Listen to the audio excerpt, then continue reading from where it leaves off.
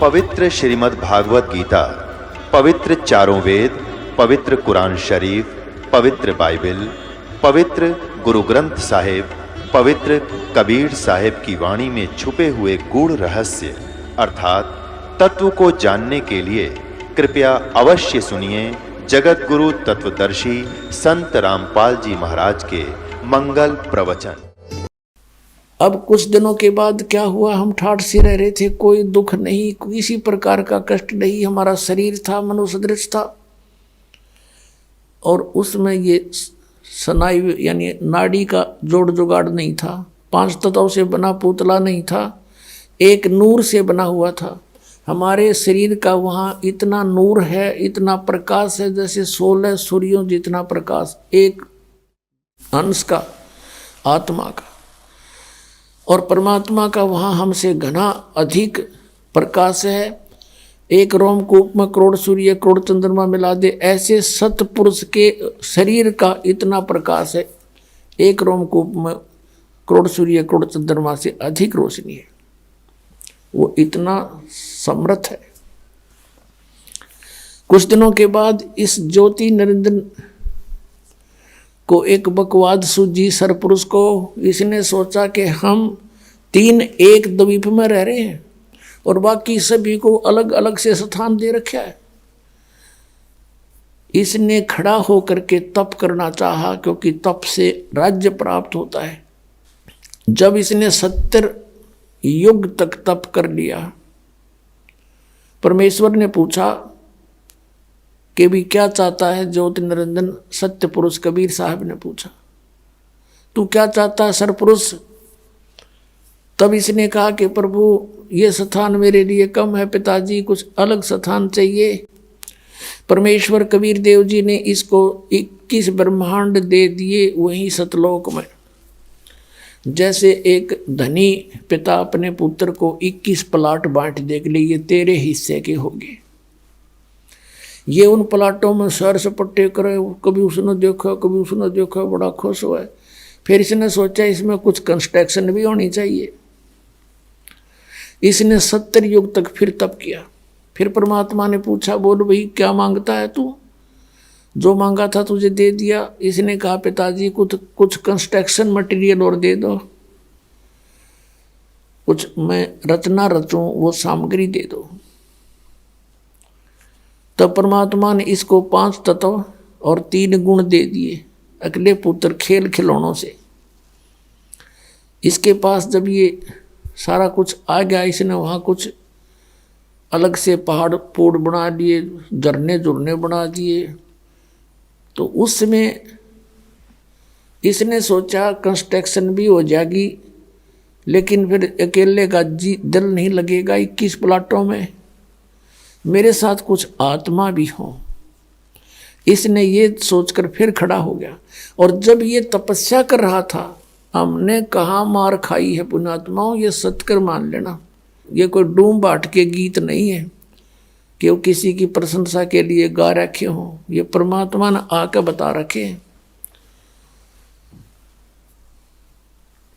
जब ये तपस्या कर रहा था, हम जितनी आत्मा इसके 21 ब्रह्मांड में यहाँ कष्ट पा रहे हैं, ये सभी कीड़ी मकोड़ी हाथी, जंगल के प्राणी, जल के प्राणी, वायु के प्राणी, या राजा से लेकर रंग देवता ब्रह्मा विष्णु महेश दुर्गा, ये सभी हम इसकी उस अदा पर आसक्त हो गए। एक पैर पर खड़ा, ओए हो इतने दिन से, कभी उस पैर को रख ले उस पर खड़ा हो जाता है, और ऐसे करबद्ध खड़ा है एक टांग पर। हम इस पर आसक्त हो गए, अपने मालिक से अपने पिता से मन हटा लिया और इस पर आसक्त हो गए। और इतने आसक्त हो गए कि परमात्मा ने बार बार कहा कि भी किसी की क्रिया की तरफ ध्यान नहीं देना चाहिए, तुम मस्त रहो बच्चों, मत देखो इसकी क्रिया को। लेकिन हम ऊपर से तो सावधान हो गए और अंदर से वो कसक गई नहीं।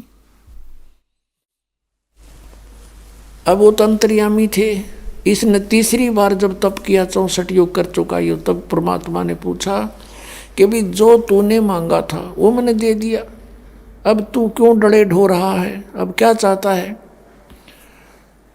तब इसने कहा पिताजी मुझे कुछ आत्मा दे दो, मुझे कुछ हंस दे दो, मेरा दिल नहीं लगता।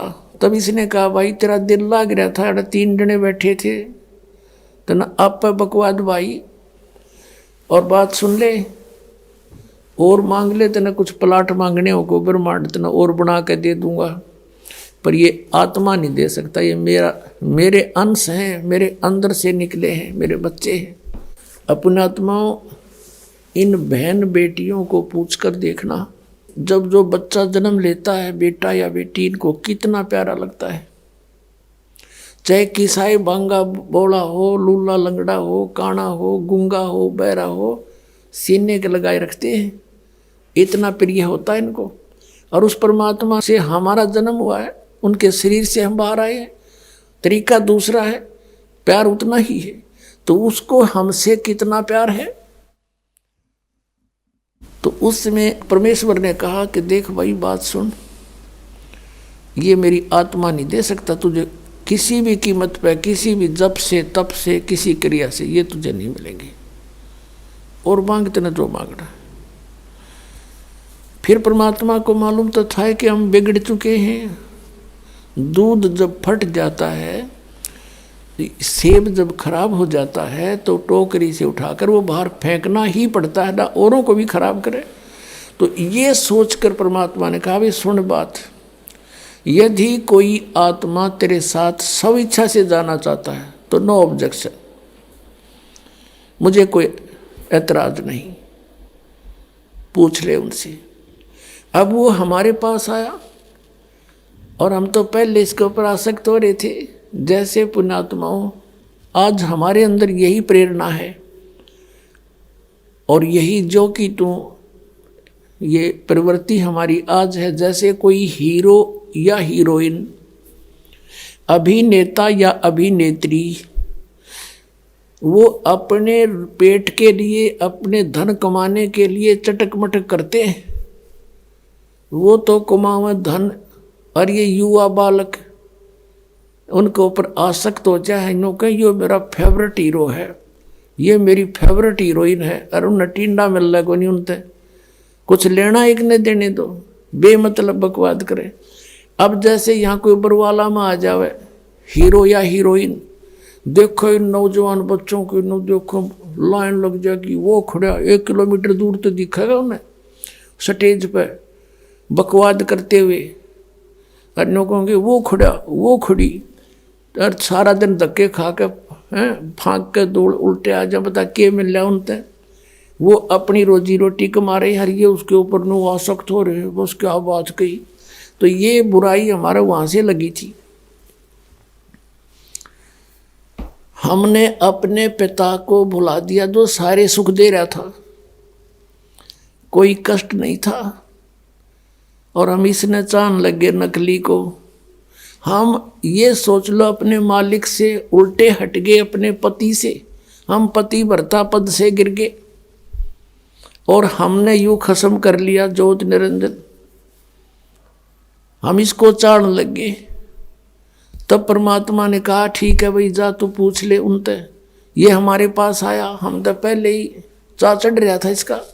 इसने कहा कि मैंने पिताजी से ऐसे ऐसे 21 ब्रह्मांड लिए हैं और मटेरियल ले लिया है, वो ये बनाऊंगा, ऐसे ऐसे झरने रचूंगा, बाग बगीचे लगाऊंगा, तुम चलोगे हमारे साथ। हम तो तैयार थे, हमने कहा यदि पिताजी आज्ञा दे देंगे तो हम तैयार हैं। ज्योति निरंजन हमारे पिताजी के पास गए, सतपुरुष के पास कहे पिताजी कुछ आत्माएं मेरे साथ चलने को तैयार हैं। परमेश्वर ने कहा भी ऐसे नहीं, मेरे सामने स्वीकृति दिलवा दे फिर मैं अलाउड कर दूंगा। उसने कहा था कि वो आपकी स्वीकृति चाहते हैं, कुछ जाने को तैयार हैं। तो परमात्मा ने कहा कबीर साहब जी ने कि मेरे सामने स्वीकृति दिलवा दे, मैं तब कह दूंगा, अलाउड कर दूंगा। दोनों आगे हमारे पास। अब हम देखकर सामने पिता को नीची गर्दन कर ली।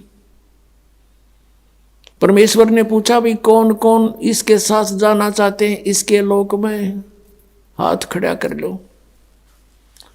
अब हमने एकदम सन्नाटा छा गया, शर्म आ गई, सबको शर्म आई। अब कैसे अपने पिता के सामने कहे, इन्होंने मना कर रखा था कि तुम इसकी ओर मत देखो। हमारे अंदर ये छल कपट भी वहीं से विद्यमान हुआ था और हम उस पवित्र लोक में रहने योग्य रहे नहीं थे। तब परमात्मा ने कहा भी बोलते क्यों नहीं तुम? ज्योति निरंजन तू तो कह रहा था कि कुछ तैयार है, तो कोई बोलता ही नहीं। तब हमने सोची कदे बात बिगड़ जा और हम यहीं रह जाए। तो सबसे पहले एक हंस खड़ा हुआ, उसने कहा कि जी मैं जाना चाहता हूँ पिताजी के साथ में। सबसे पहले खड़ा हुआ। फिर हमने सोची कदे हम पीछे रह जाए, हम भी खड़े हो गए। दोनों हाथ कर दिए, केक की छोड़ दोनों, पूरे जितने यहाँ पर हम आए पड़े हैं।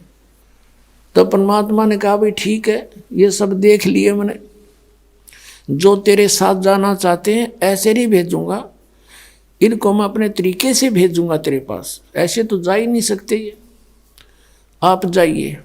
अब वो चला गया अपने, वहीं ये लोक वहीं थे 21 ब्रह्मांड, उस सतलोक के एक कोने में बाहर, जैसे बाहरली दिल्ली हुआ करे ना, बाह्य दिल्ली गांव गुम से हुआ करे, ऐसे बाहर की तरफ इसको सेट कर दिया था।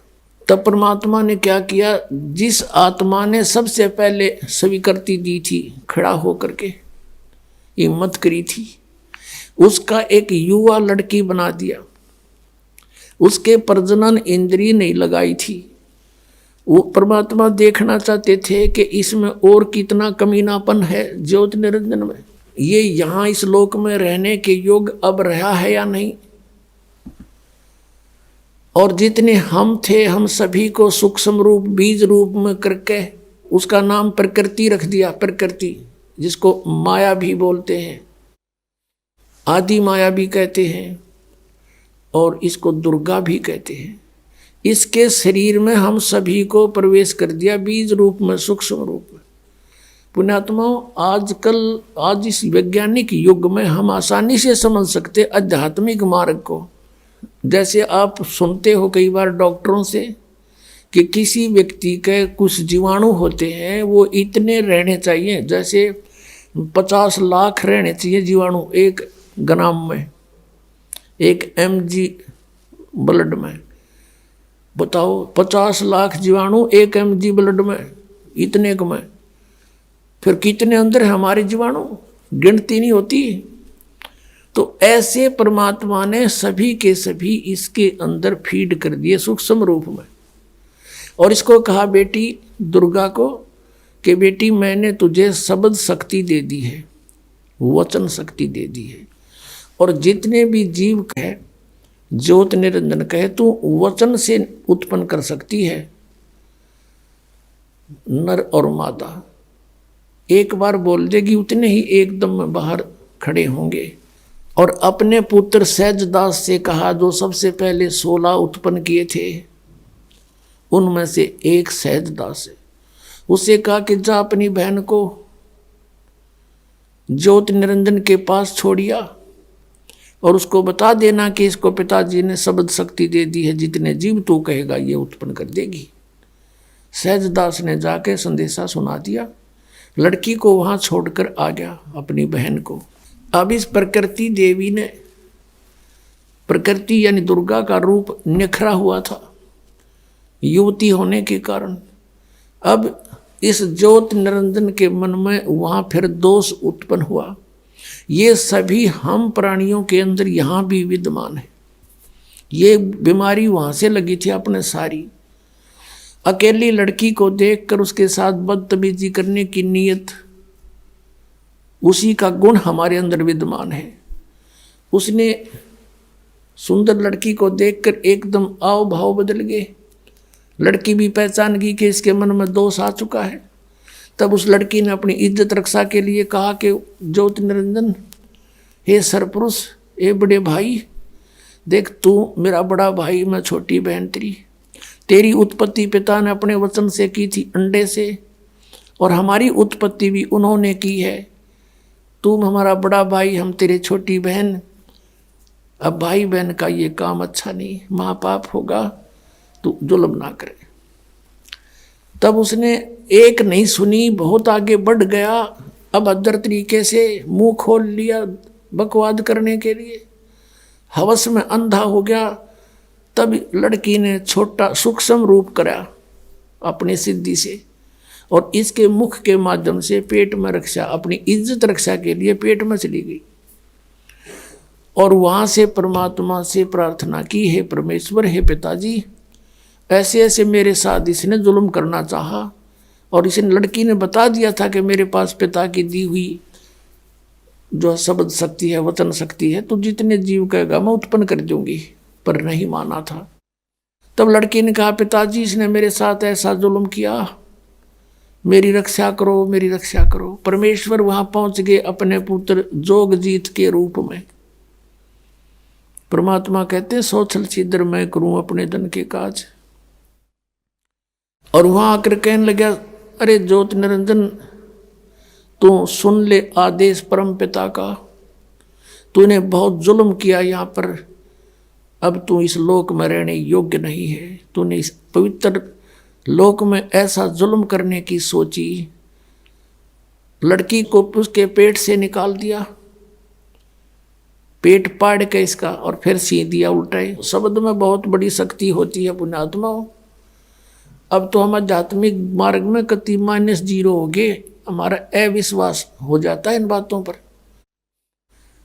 लड़की बाहर निकाल दी और उसको कह दिया कि ज्योत निरंजन, अब सुन ले आदेश परम पिता का। वो खुद ही बोल रहे थे, परम पिता खड़े ही थे।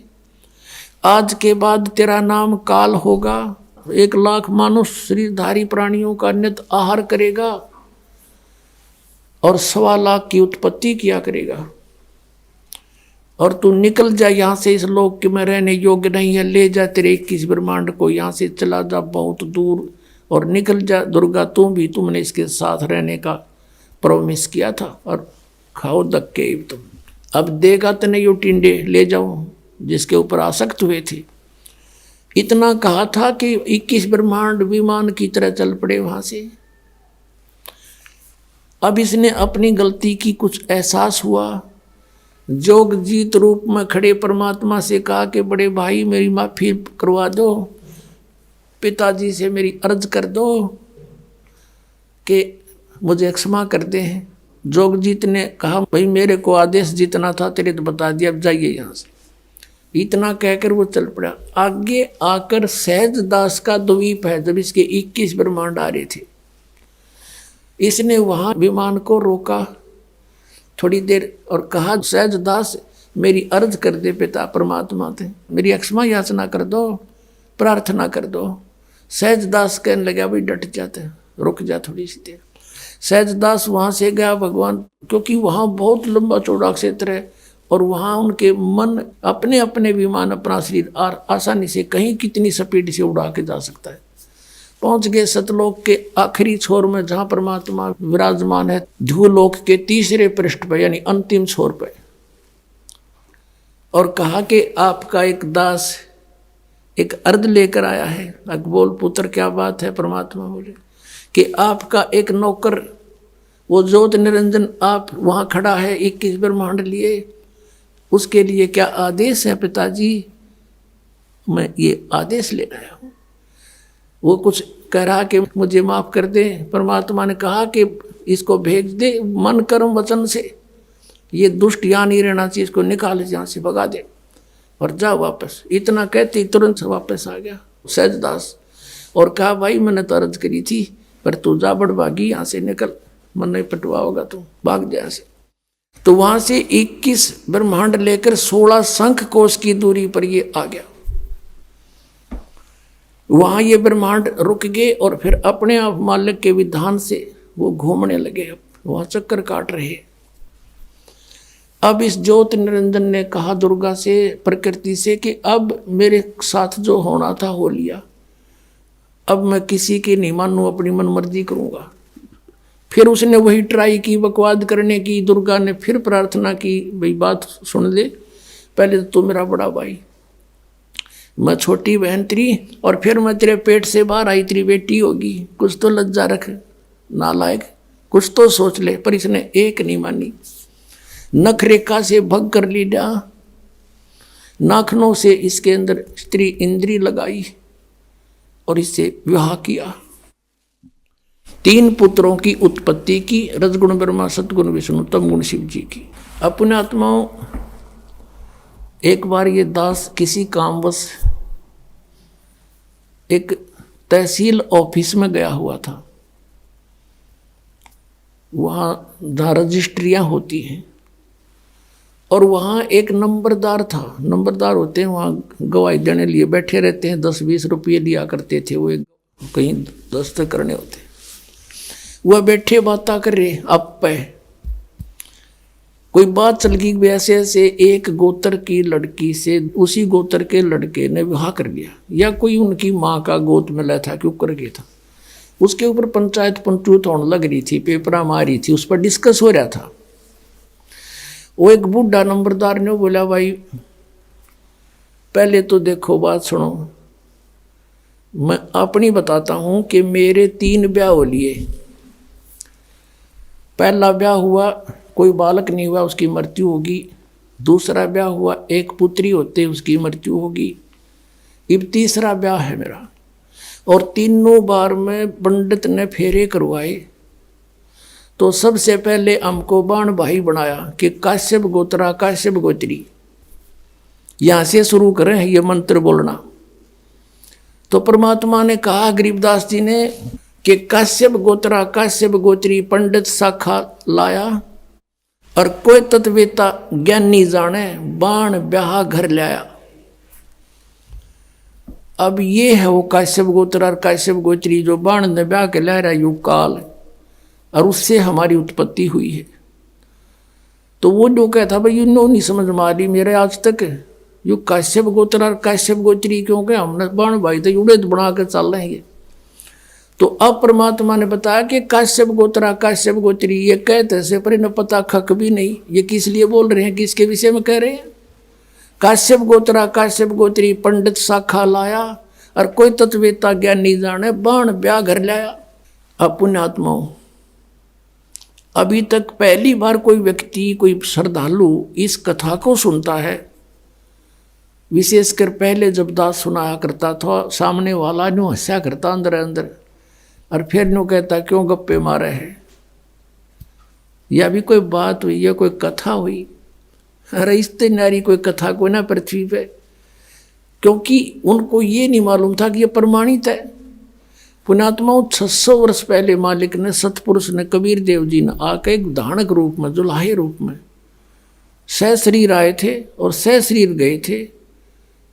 ये परमात्मा पूर्ण ब्रह्म सारी सृष्टि की रचना रहे। उस समय इन्होंने 600 वर्ष पहले अपनी वाणी में ये वचन बोले थे और परमात्मा यही बताया करते थे। लेकिन ये ब्राह्मण लोग यानी हमारे ऋषि गुरु पवित्र हिंदू धर्म के इस बात की घनी काली मान गए कि ये झूठ बोलता है, ब्रह्मा विष्णु महेश नासवान है, इनकी माता है, इनका पिता है, ये तो अजर व अमर है, सर्वेश्वर है, महेश्वर है, किसी ग्रंथ में नहीं लिखा है। तो उस समय हमारे पूर्वज अशिक्षित थे, शिक्षा केवल एक ब्राह्मण वर्ण ही अधिकारी था उसके ग्रहण करने का।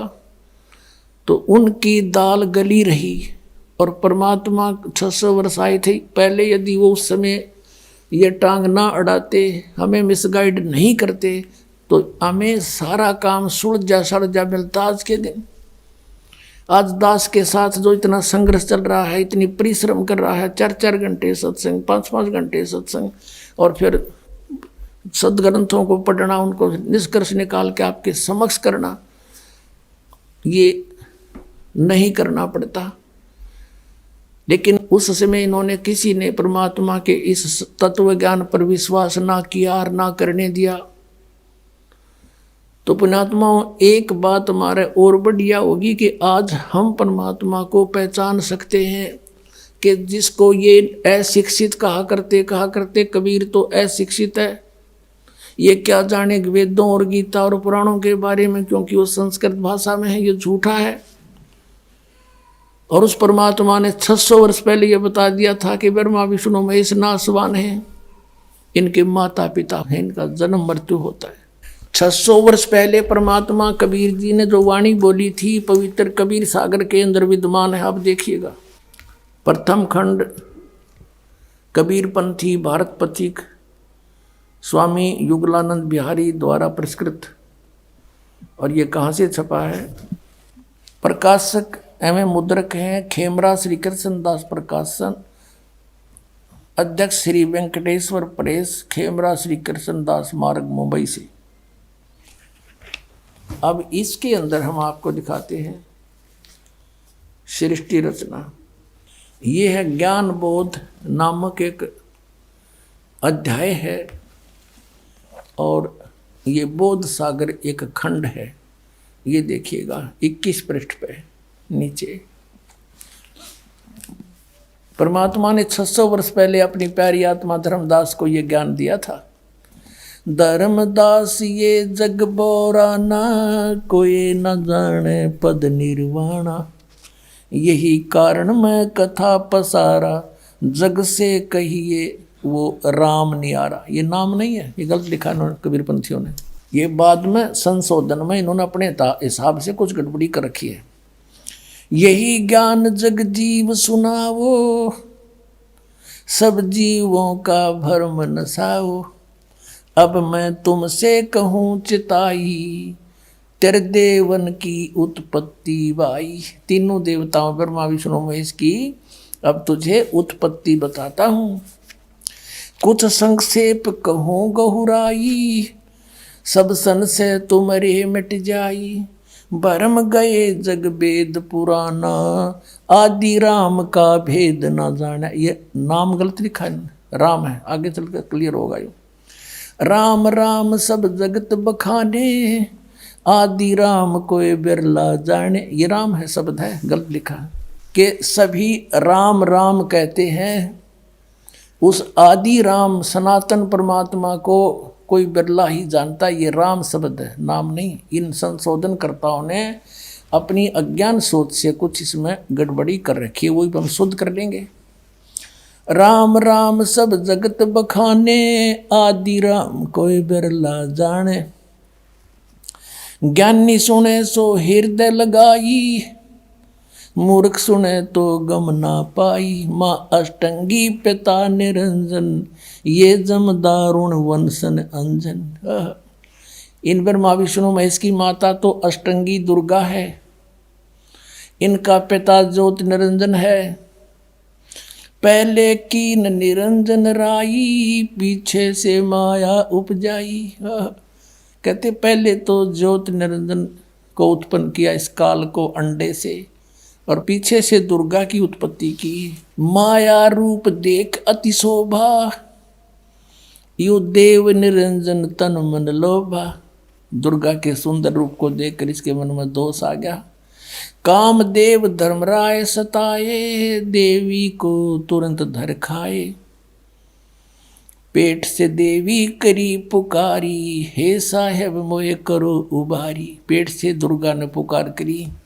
टेर सुनी सतगुरता आए, अष्टंगी को बंद छुड़वाए। परमात्मा कहते हैं कि टेर सुनी तहाँ हम आए, यहाँ इन्होंने अपने हिसाब से लिख दिया। सतगुरु तहाँ आए, अष्टंगी के बंध छुड़वाए, यानी उसके पेट से निकाले बंधन से। अब 22 पृष्ठ पर ज्ञान बोध। धर्मराय को हिकमत की ना, नख रेखा से भग कर लेना। नाखनों से स्त्री इंद्री लगा बना दी। धर्मराय करे भोग विलासा, माया को रही तब आशा। ये दुर्गा प्रेग्नेंट हुई। 3 पुत्र अष्टंगी जाए, ब्रह्मा विष्णु शिव नाम धराए। 3 देव विस्तार चलावे, इनमें यो जग धोखा खावे। पुरुष गम कैसे के पावे, काल निरंजन जग भरमावे। 3 लोक अपने सुत दीना, सुन निरंजन बासालीना। अलख निरंजन सुन ठिकाना, ब्रह्मा विष्णु शिव भेद न जाना। आज तक ब्रह्मा विष्णु महेश को नहीं पता हमारा पिता कौन है। तीन देव सो उसको ध्यावे, निरंजन का वो पार न पावे। ये तीनों देवता ब्रह्मा विष्णु महेश कहते आज तक उसी की खोज में लग रहे, न वो भी ना पा लिया, सतलोक तो बहुत दूर की बात है। अलख निरंजन बड़ा बटपारा, बटपारा माने ठग, धोखेबाज है ये। और तीन लोक जीव कीन आहारा, तीनों लोक के जीवों को खा रहा है, पाताल लोक, स्वर्ग लोक, पृथ्वी लोक। ब्रह्मा विष्णु शिव नहीं बचाए, सकल खाए पुन धूल उड़ाए। ब्रह्मा विष्णु महेश को भी खाता है, इनकी भी जन्म मृत्यु होती है। तिनके सुत हैं तीनों देवा, अंदर जीव करते हैं सेवा। कहते हैं इन दुर्गा और काल के तीन पुत्र हैं, और ये तत्व ज्ञानहीन प्राणी इनने की पूजा करते हैं, काल की पूजा करते हैं। ये अकाल पुरुष का हो नहीं चीन्या, काल पाए सभी गए लीन्या। तीन देव और असुर अवतारा, ताको बजे सकल संसारा।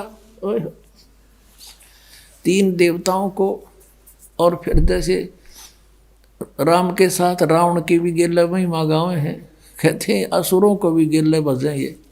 और तीन गुणों का ये विस्तारा, धर्मदास मैं कहूँ पुकारा। तीनों गुण रजगुण ब्रह्मा, सतगुण विष्णु, तम गुण शिव जी। गुण तीनों की भक्ति में ये भूल पड़ो संसार, कहे कबीर निज नाम बिन कैसे उतरो पार। तीन देव की करते भक्ति, उनकी कदे ना होए मुक्ति। अपने आत्माओं, परमात्मा ने 600 वर्ष पहले आकर यह अपने द्वारा रची हुई सृष्टि एज इट इज बता दी थी। और ये हमारे सदग्रंथों में भी, क्योंकि परमात्मा कबीर जी ने सतयुग में सबसे प्रथम आते हैं, सतयुग में उस सतयुग के अंदर आके ब्रह्मा को मिले, ब्रह्मा जी से भी ज्ञान सुनाया। ब्रह्मा जी ने बहुत अच्छी तरह ज्ञान को समझा, प्रथम मंत्र भी ग्रहण किया, उनको केवल एक मंत्र दिया, ओम मंत्र, क्योंकि वेद पढ़ा करता दूसरा सुने नहीं। और फिर ने सोचा था परमात्मा ने, ये थोड़ी बहुत मेरी बात को सुहावेंगे तो फिर सतनाम दूंगा इनको, और फिर ये ले चलूँगा सबको उल्टा। और फिर ये शिव जी के पास गए, शिव को परमात्मा ने मंत्र दिया, उसको ज्ञान सुना उन्होंने। फिर विष्णु जी के पास गए, वहाँ भी उन्होंने ज्ञान सुनाया, वो भी अच्छी आत्मा थी सभी, और सुना अच्छी तरह कि कोई महापुरुष है। फिर उसके बाद परमात्मा ने सोचा फिर कभी जाऊंगा, अगर इनकी रुचि होगी तो सही नाम दूंगा भी, तो उनको दूसरे मंत्र देकर आया परमात्मा। पीछे से काल निरंजन ने सोचा कि तेरे पुत्र गए, ये चले गए तो सारे जीव वापस हो जाएंगे, तभी उन्हें अंदर से प्रेरणा कर दी है, सारे मोट दबा दिया कि ये झूठा है, कपटी है, इसके पास कोई ज्ञान नहीं है, वेद सत्य है, तुम इन्हीं को मानो मत मानो उसकी। दूसरी बार परमात्मा गए तो उन्होंने अरुचि दिखाई तीनों ने, तो जान गए परमात्मा कि काल आ गया इनकी बुद्धि में, अब इनकी बुद्धि में काल आ गया, अब ये नहीं मानेंगे। अब वो परमात्मा से सुना हुआ ज्ञान और कुछ अपना अनुभव ब्रह्मा जी ने फिर अन्य को सुनाना शुरू किया। अब वो पुराणों में विद्यमान है, आपको दिखाते हैं। अब केवल यदि हम कबीर सागर से ही आपको संतुष्ट करते तो कोई नहीं मानता, न के छोड़ इन बातों में, ये तो वैसे तुक्के मारे। और अब पुराणों में विद्यमान है सारा ज्ञान। अब बुद्धिमान हिंदू समाज के बच्चे सारे शिक्षित हो गए, अब इनको यो स्वीकार करना पड़ा। अब सचमुच जो पुराणों में लिखा, और 600 वर्ष पहले भगवान बता गए, वो जो का तो आज पुराणों में लिखा, जिसको ये अशिक्षित कहते थे। और परमात्मा वैसे तो वो तो अंतर्यामी है, सब भाषाओं को जानते हैं, जानबूझकर मालिक अक्सर ज्ञानहीन रहे कि कोई नू ना सोचा कबीर जी ने ये पढ़ ली होंगी, कुरान पुराण वेद पुराण पढ़ लिए होंगे। और अब इससे हम भगवान पहचान सकते हैं कि परमात्मा जिसको अज्ञानी कहते वो महाज्ञानी, सब वेदों और गीता और पुराणों को जानकार थे, वो तो परमात्मा थे। और ये संस्कृत के ज्ञाता महामंडलेश्वर विद्वान को वहाँ थे, इन्हें कख भी ना पता हमारे सिलेबस का, हमारे सदग्रंथों का पता नहीं। अब आपको दिखाते हैं, सबसे पहले देवी भागवत दिखाते हैं। अब देखिएगा श्रीमद् देवी भागवत यानी देवी पुराण, गीता प्रेस गोरखपुर से प्रकाशित है। ये संपादक है हनुमान प्रसाद पोदार, चिमनलाल गोस्वामी। ये कहाँ से छपे हैं? प्रकाशक एवं मुद्रक है गीता प्रेस गोरखपुर, गोविंद भवन कार्यालय कोलकाता का संस्थान, ये यहाँ से छपा है। 123 पृष्ठ पे ये तीसरा स्कंद। यहाँ पर भगवान विष्णु अपनी माता दुर्गा की महिमा स्तुति कर रहे हैं। तुम शुद्ध स्वरूपा हो, यह सारा संसार तुम्ही से उद्भासित हो रहा है। मैं ब्रह्मा और शंकर हम सभी तुम्हारी कृपा से विद्यमान हैं। हमारा आविर्भाव जन्म, आविर्भाव माने जन्म, तिरोभाव माने मृत्यु हुआ करता है। केवल तुम ही नित्य हो, जगत जननी हो, प्रकृति और सनातनी देवी हो। प्रकृति दुर्गा को कहते हैं, ये स्पष्ट लिखा है। भगवान शंकर बोले, देवी यदि महाभाग विष्णु तुम्ही से प्रकट हुए हैं, उनके बाद उत्पन्न होने वाले ब्रह्मा भी तुम्हारी बालक हुए, फिर तमोगुणी लीला करने वाला शंकर, क्या मैं तुम्हारी संतान नहीं हुआ? अर्थात मुझे भी उत्पन्न करने वाली तुम ही हो शिवे। संपूर्ण संसार की सृष्टि करने में तुम बड़ी चतुर हो।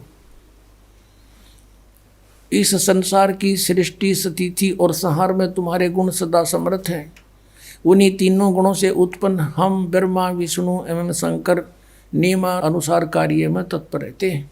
अब आप जी ने ये पवित्र श्री देवी भागवत देखा।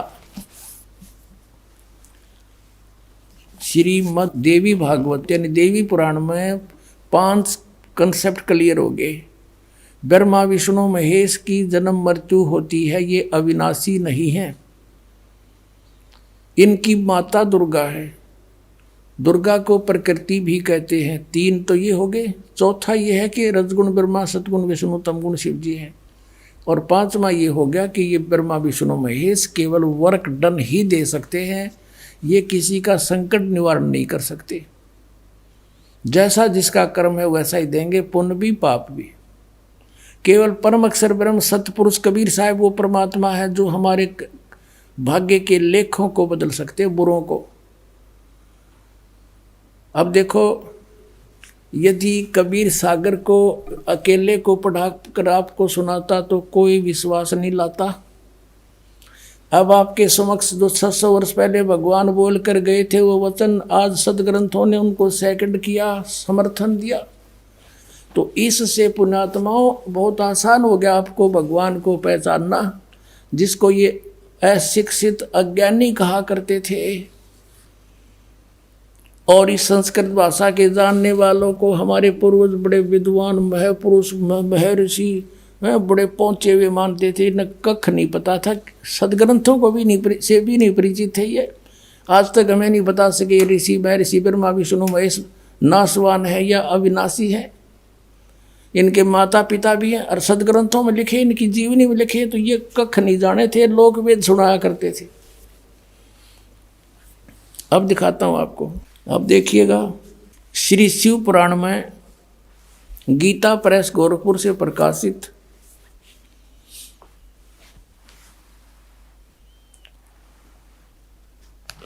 ये इसका संपादक कौन है?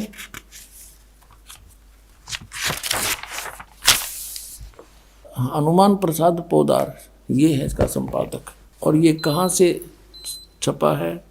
प्रकाशक एवं मुद्रक हैं गीता प्रेस गोरखपुर, गोविंद भवन कार्यालय कोलकाता का संस्थान। ये इनके फैक्स और फ़ोन नंबर हैं। अब इसके 98वें पृष्ठ से हम आपको सुनाएंगे। थोड़े से ही लेख में कंसेप्ट क्लियर हो जाएगा।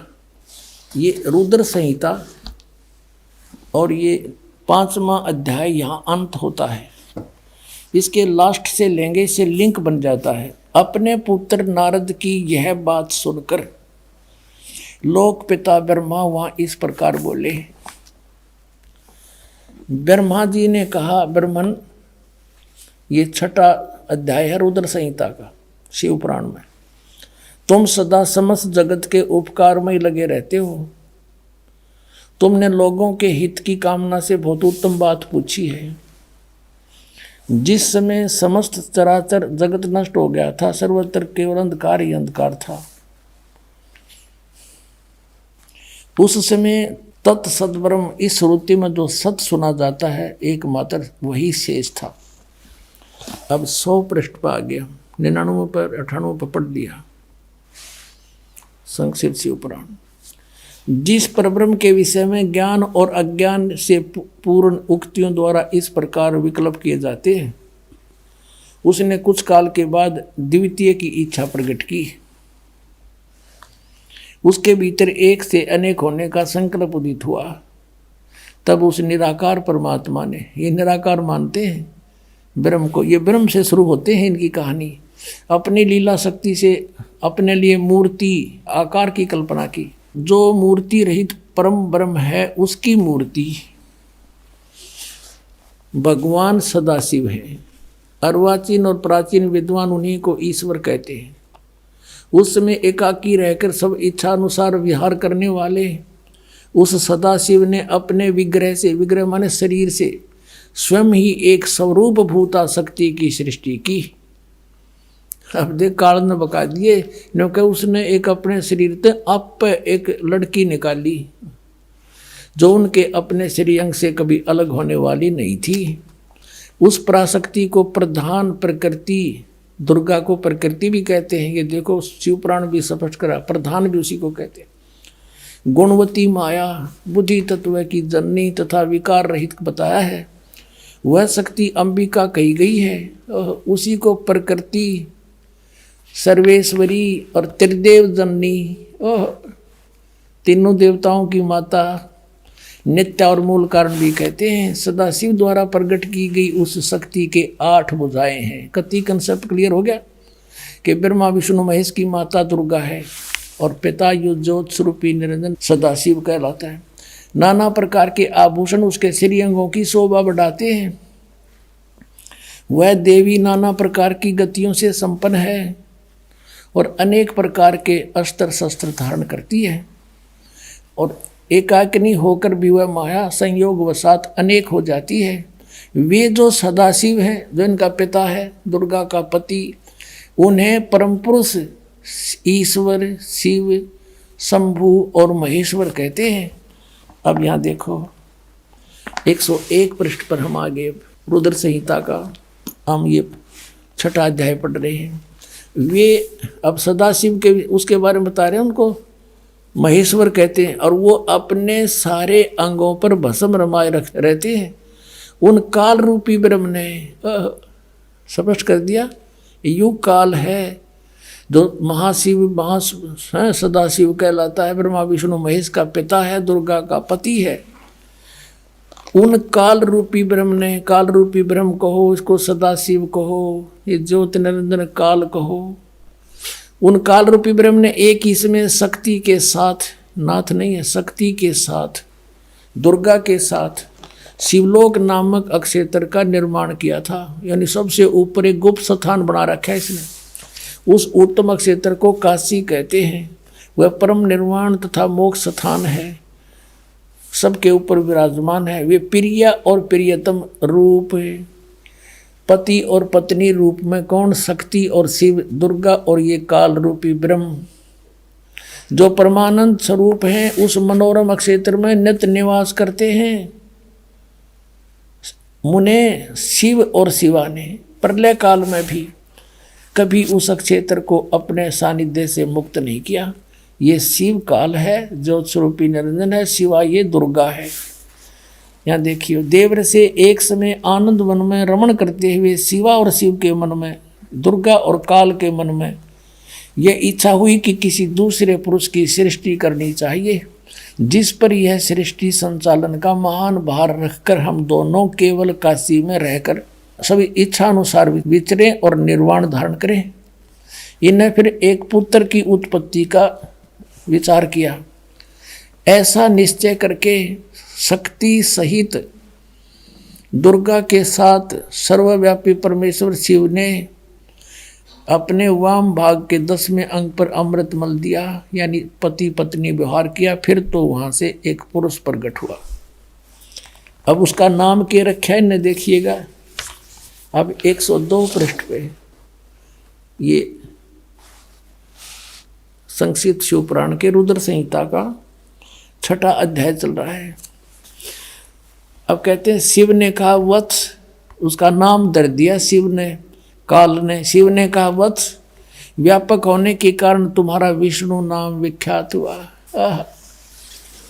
अपने आत्माओं, परमात्मा कहा करते मोती मुक्ता दर्शत नाई, ये जग है सब अंधरे, दिखत के तो नैन चश्म, इनका फेरा मोतिया बंदरे।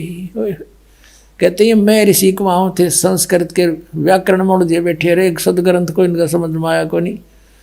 ये कुआं महर्षि मंडलेश्वर, अरे न कख नहीं पता ब्रह्मा विष्णु महेश की सती थी का, अपने सदग्रंथ सिलेबस से नहीं परिचित, ये काहे के टीचर थे। यानी पूरे हमारे मानव समाज को इन्होंने काल के मुंह में ठोके रखा, गधे कुत्ते बनवा दिया, भूत बनवाया, गलत साधना बता के, गलत ज्ञान बना के बता के, और फिर श्राद्ध निकलवाने की रोजी रोटी का धंधा चला दिया। अपने सदग्रंथ इनका समझ में आए नहीं, हमारा कोल्लू बना रखा था, इन्हें रहट बना दिया। और परमात्मा 600 वर्ष पहले बता गए थे ये बात। पुण्यात्माओं, आज भगवान पहचानने में 2 मिनट लगेंगे जब जरा सी बुद्धि से काम लोगे और निष्पक्ष भाव से सोचोगे। मान बढ़ाई नहीं, ईर्षा नहीं होनी चाहिए, क्योंकि इसमें विरोध कौन पैदा कर सकते हैं। जिनकी रोजी रोटी चल रही है उन आचार्यों की, या कोई गुरु पद पर विराजमान है, पर जनता शिक्षित है, उनकी एक नहीं चल रहे, वो आखिर में अपनी मुंह की खानी पड़ेगी इन सबको जो बकवाद करेंगे। अब यहाँ स्पष्ट हो गया कि विष्णु जी की उत्पत्ति दुर्गा और काल से हुई, ये इनके माता पिता हैं। अब ब्रह्मा की उत्पत्ति देखो, ये 103 पृष्ठ पे, 102 पर हमने पढ़ा था, 103 पृष्ठ पे रुद्र संहिता, और यहाँ छठा अध्याय समाप्त हो गया ये विष्णु जी का नाम बता के। और अब हम यहाँ आगे 7वां अध्याय, ब्रह्मा जी बता रहे हैं आगे। देव ब्रह्मा जी कहते हैं देव से नारद को बता रहे हैं, तत्पश्चात कल्याणकारी परमेश्वर सांब सदा शिव ने काल ने दुर्गा के साथ जैसे विष्णु उत्पन्न किया, पूर्ववत पर प्रयत्न करके मुझे अपने दाहिने अंग से उत्पन्न कर दिया। अपने आत्माओं, यहाँ ये अनुवाद करता शर्मा गया, शिव जी का पुजारी होगा कि शिव जी थे, शिव जी की उत्पत्ति कैसे दिखाऊं, यहाँ तक कर गया गोलमोल। और दिखाएंगे आपको, कहते चोर चुरावे तू बड़ी, वो गड्ढे पानी में, वो गड्ढे हुआ ऊपर आवे ना, सच्चाई छनी ना। अब देखो, यही रुद्र संहिता का, रुद्र संहिता हम पढ़ रहे हैं, और ये संक्षिप्त शिवपुराण 110 पृष्ठ पे यहाँ लिखा है कि इस प्रकार ब्रह्मा विष्णु तथा रुद्र इन 3 देवताओं में गुण हैं, परंतु शिव गुणातीत माने गए हैं। अब ब्रह्मा विष्णु रुद्र यु शंकर, ये तो हो गए 3, और इन तो चौथा यु, इनमें तो गुण है रजगुण ब्रह्मा, सतगुण विष्णु, तमगुण शिव शंकर, और यो शिव कहते गुणातीत माने गए। ये हो गए ना 4 हो गए बड़े यहाँ पर। और अच्छा कंसेप्ट क्लियर होगा, दिखाते हैं आपको इसी शिव पुराण के 24-25 पृष्ठ पर आपको दिखाते हैं। एक समय ब्रह्मा जी और विष्णु जी का इस बात पर युद्ध हो गया। ब्रह्मा जी को भ्रम था कि मैं सृष्टि उत्पत्ति करता हूँ, विष्णु जी को भ्रम था कि मैं, मेरे नाभि कमल से ब्रह्मा की उत्पत्ति हुई है, जो मेरा पुत्र है। इससे बात पर कहा सुनी युद्ध हो गया कि मैं, तू मेरा बेटा, उन्होंने कहा मैं तेरा बेटा। उसके उस समय इस काल भगवान इनके पिता ने इनके बीच में एक शिवलिंग खड़ा कर दिया, तेजों में स्वतंभ। तो ये युद्ध छोड़ के उसके और छोड़ जानने लगे। फिर इनको वो खुद आ गया, शिव रूप में प्रकट हो गया। इसने प्रतिज्ञा कर रखी है कि मैं अपने वास्तविक रूप में कभी किसी को दर्शन नहीं दूंगा। किसी को अपने पुत्र शिव के रूप में, किसी को ब्रह्मा के रूप में, किसी को विष्णु के रूप में दर्शन दे जाता है। और वो साधक ये सोचते हैं कि ये हमारे साथ रहते हैं, ये देवता यही सर्वशक्तिमान है, साधना करते यही प्रकट होते हैं। और होता था उनकी साधना से वो काल, और वो प्रकट, वो अपना वास्तविकता बताता नहीं। 7वें अध्याय के गीता जी के 24 और 25 में कहा है कि मैं अपनी योग माया से छुपा रहता हूँ, ये मेरा अटल घटिया अनुत्तम विधान है, मैं कभी किसी के समक्ष नहीं आता। इसने प्रतिज्ञा कर रखी है, परमात्मा ने बता रखी है आपको, कबीर सागर में लिखा सारा कुछ, और वही इनमें प्रमाण है। अब उसमें यू आ गया इनके बीच में और कहा, और के ज्ञान दिया उनको, देखिए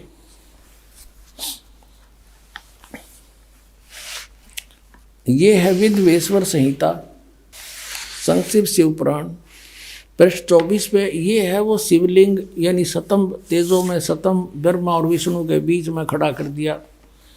और फिर ये देखिएगा 25 पृष्ठ पे, ब्रह्मा और विष्णु ने पूछा, प्रभु, उस शिव रूप में खड़े भगवान काल से पूछा, सतकाल रूपी ब्रह्म से, के ब्रह्मा और विष्णु ने पूछा, प्रभु, सृष्टि आदि 5 कर्तव्यों के लक्षण क्या हैं, यह हम दोनों को बताइए। भगवान शिव बोले, ये भी अनुवाद करता तो शिव कहेगा था वो काल इनका पिता, मेरे कर्तव्यों को समझना अत्यंत गहन है, तथापि मैं कृपा पूर्वक तुम्हें उनके विषय में बता रहा हूँ। आगे देखो, अब 26 पृष्ठ पे कंसेप्ट क्लियर हो जाता है। ये 26 पृष्ठ पे शिव पुराण का, यहाँ देखिएगा, पुत्रो, यू काल कहता है ब्रह्मा और विष्णु को, पुत्रो, तुम दोनों ने तपस्या करके प्रसन्न हुए मुझ परमेश्वर से सृष्टि और सतिथि नामक 2 कृत प्राप्त किए, और ये दोनों तुम्हें बहुत प्रिय हैं। इसी प्रकार मेरी विभूति स्वरूप रुद्र और महेश्वर ने, ये ने है, मैं नहीं है, 2 अन्य उत्तम कृत्य संहार और तिरोभाव मुझसे प्राप्त किए हैं।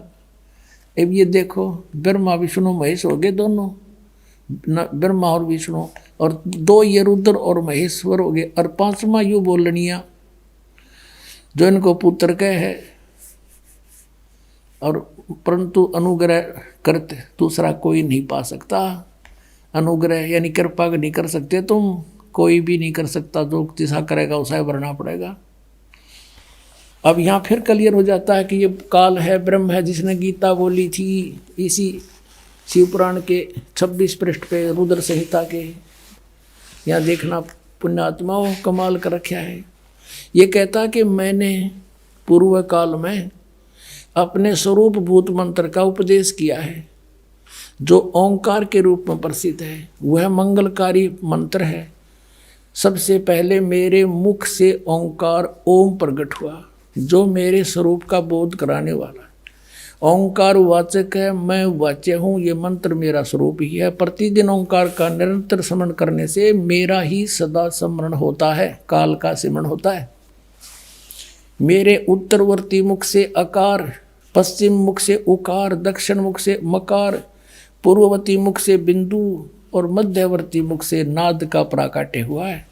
इस प्रकार 5 अवयवों से, 5 इन अंगों से युक्त ओंकार का विस्तार हुआ है। इन सभी अवयवों से एकीभूत होकर प्रणव ओम नामक एक अक्षर हो गया। हाय हाय।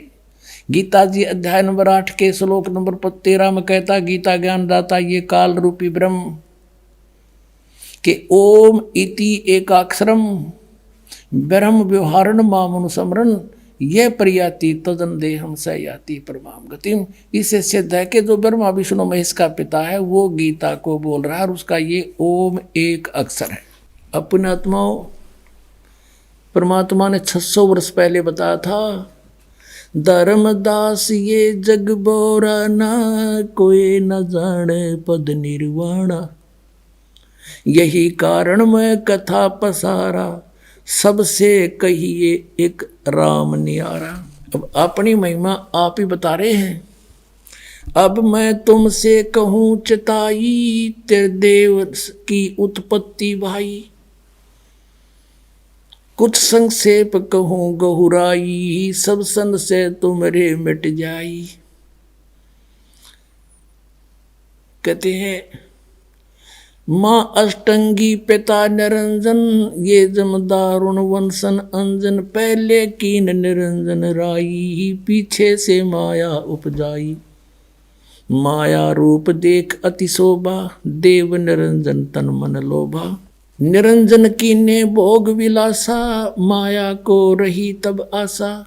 तीन पुत्र अष्टंगी जाए, ब्रह्मा विष्णु शिव नाम धराए।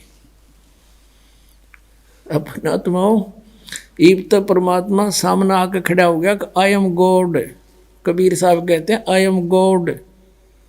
और बालक तो बालक अंधे से अंधा इन वचनों को सुनकर समझ सकता है कि हु इज गॉड। सबसे पहले हमने ये निर्णय करना है हु इज गॉड। अब ये क्लियर हो गया कि कबीर इज गॉड, यानी परमात्मा बिना ये सारी सबकी उत्पत्ति कैसे बतावे, काल की भी उत्पत्ति। गीता जी अध्याय नंबर 10 के श्लोक नंबर 2 में गीता ज्ञान दाता कहता है कि मेरी उत्पत्ति को ये देवता नहीं जानते। क्यों नहीं जानते? क्योंकि इनका उत्पत्ति करता मैं हूं। अब पिता की डेट ऑफ बर्थ को संतान कैसे बता सकती है? और दादाजी बतावे, और वो दादाजी आए थे। अब कबीर परमात्मा ने इन अज्ञानी ऋषियों से एक ही प्रश्न किया था, कौन ब्रह्मा का पिता है, कौन विष्णु की माँ, शंकर का दादा कौन है, हमको जो बता। और यहाँ हंसी करा करते, मजाक करते थे, देख क्या बकवास कर रहा है, ये झूठा है, कपटी है, अज्ञानी है, इसको संस्कृत भाषा नहीं आती है, झूठ बोलता है, श्रोताओं इसकी बातों में मत आना। और परमात्मा कहा करते, निरंजन धन तेरा दरबार, निरंजन धन तेरा दरबार, जहाँ पर तनिक ना न्याय विचार।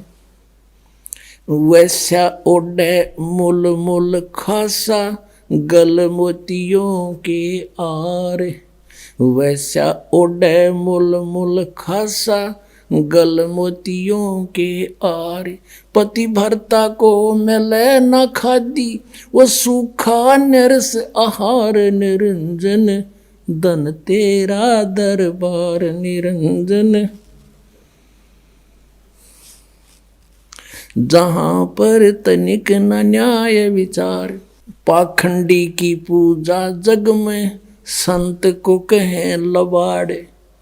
पाखंडी की पूजा जग में, संत को कहें लबाड़े। अज्ञानी को परम विवेकी, ज्ञानी को मूढ़ गंवार। निरंजन धन तेरा दरबार, जहाँ पर तनिक न न्याय विचार। कहे कबीर सुनो भाई साधो, यहाँ सब उल्टा व्यवहार। कहे कबीर सुनो भाई साधो, यहाँ सब उल्टा व्यवहार। सच्चों को तो ये झूठा बतावें, इन झूठों का एतबार। निरंजन धन तेरा दरबार, निरंजन धन तेरा दरबार, जहाँ पर तनिक न न्याय विचार। कहे कबीर सुनो भाई साधो, यहाँ सब उल्टा व्यवहार। सच्चों को तो ये झूठा बतावें, इन झूठों का एतबार। निरंजन धन तेरा दरबार।